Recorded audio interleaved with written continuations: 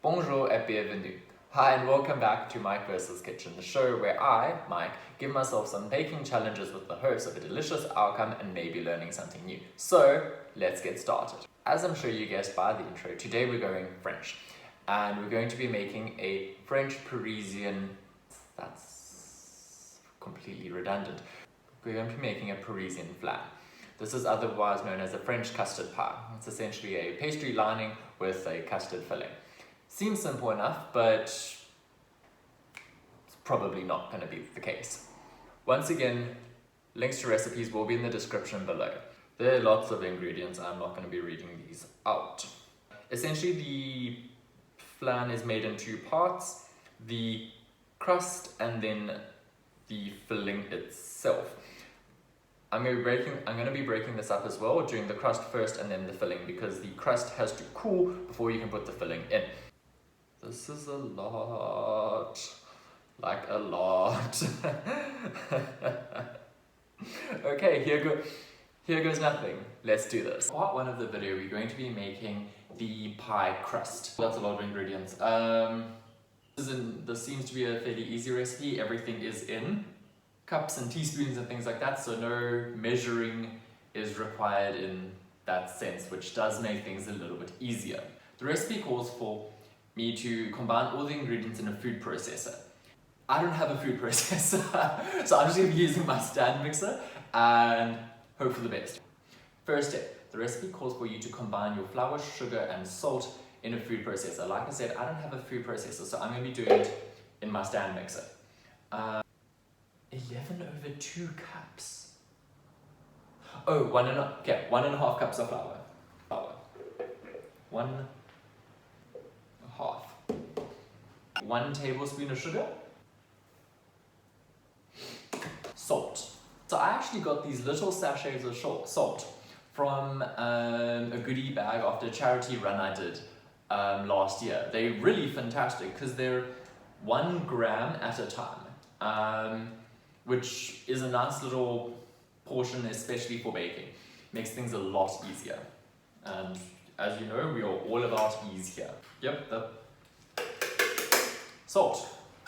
Now that I've got my dry ingredients in the bowl, I can add my 3/4 cup of butter. 3/4 cup of butter. They say chopped into chunks and cold.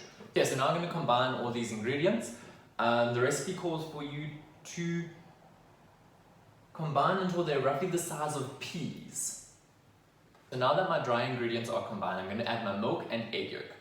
And then combine once again until it starts to form more of a dough. Okay, 1/4 cup of milk.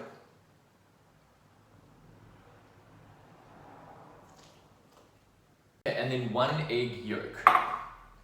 Since they only want the yolk and not the white, you're going to have to separate them before you have to put it in. I'm not very good at this, so bear with me, I might have to do this more than once. You usually do it in a separate bowl. There's so many different ways you can do it. Your little devices that you break the egg into and it separates, you can do it juggling it from one shell to the other, do it from one hand to the other. I personally prefer doing it one hand to the other. I feel like I have more control over it. But yeah, this, as I said, could go either way. Oh dear, that's not off to a good start. Oh.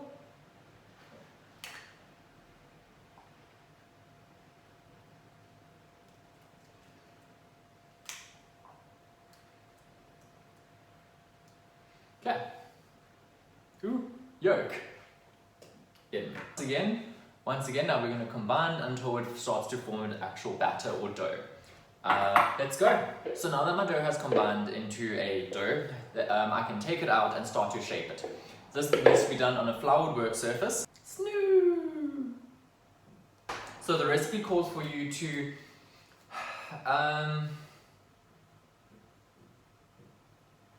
roll up the pastry and line a 20 centimeter or 8-inch diameter and 6 centimeter, 2.5-inch deep spring form pan. Okay, so time to start rolling and shaping.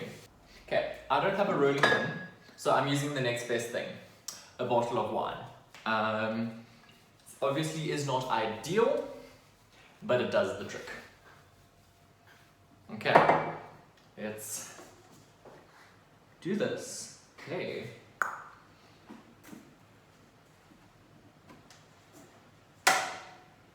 Okay, base done. I'm pretty sure this is not how you're supposed to do it.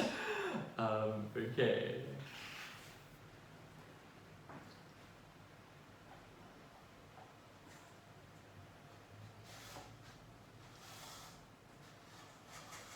See that? And it fits quite nicely.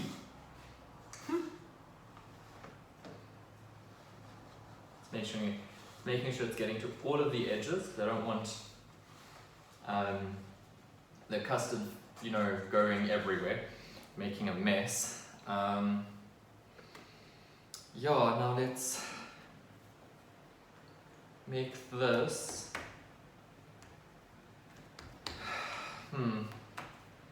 Okay, this is gonna be interesting. Okay, I'm just gonna roll this out so that it's the heart of my dish. Yeah, I mean, that's all I can really do.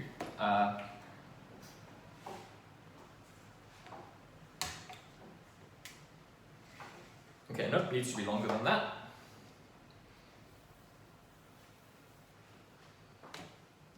I wonder if I can do this in 2 parts. As in, like, chop it in half. There we go. 2 pieces.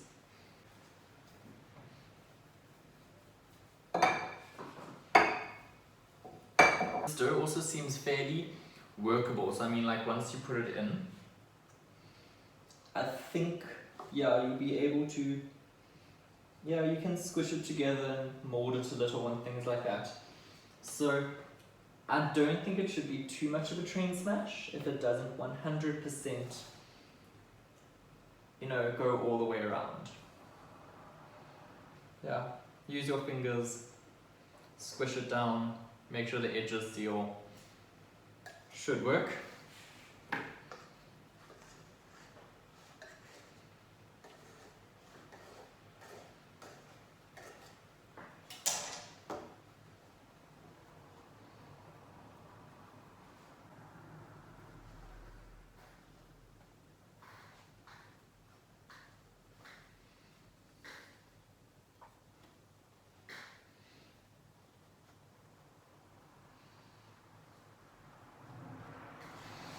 Okay.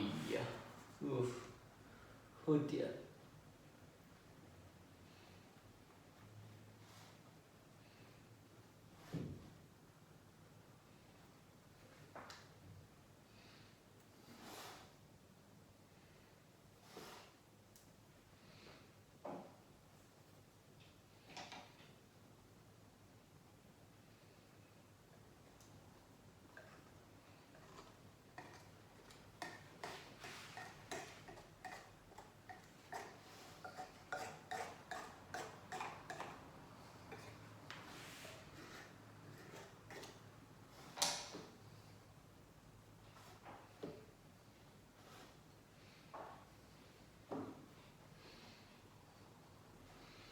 Seems like I've got it all covered. Okay, so it's not the prettiest. Definitely not the prettiest. But this should do the trick. And I've actually got left over. Okay, great. So now that my pan is properly lined, and I hope I don't have any holes or cracks, I can now pop it in the fridge for half an hour or the freezer for 15 minutes so it can chill. After this, while this is chilling, I will be preparing the custard that goes in the center. So yeah, stay tuned.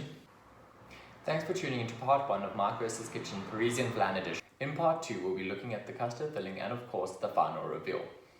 Thanks for tuning in. Please don't forget to like and subscribe, and also comment down below if you have any ideas of what you would like to see me tackle next. Stay safe. Bye.